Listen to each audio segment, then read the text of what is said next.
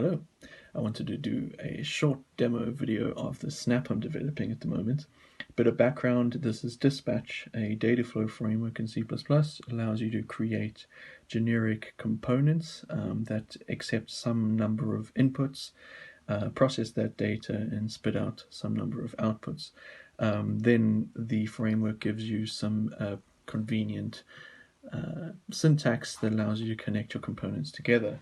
Now, what would be better than typing out your connections between components would be to have a graphical interface that allowed you to do that. That's where the snap comes in. So the snap is called DSPatcher. When you install it, you get a couple of example components. So you see the components are just compiled shared libraries that DSPatch will pick up and allow you to root. So let's run DSPatcher.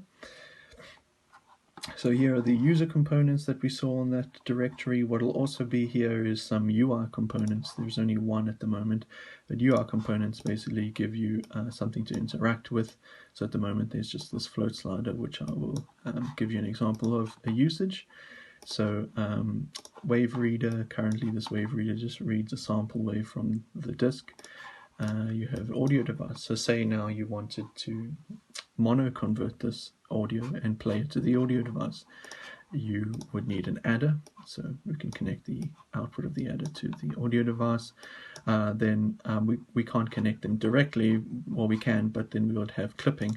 So we want to halve the signals on each channel before we add them together, so we can take them through gain. This is where you can use a UI component like this. You can connect your gain, drop that down to 50%, and then connect your audio, and then what you have is a mono converted audio.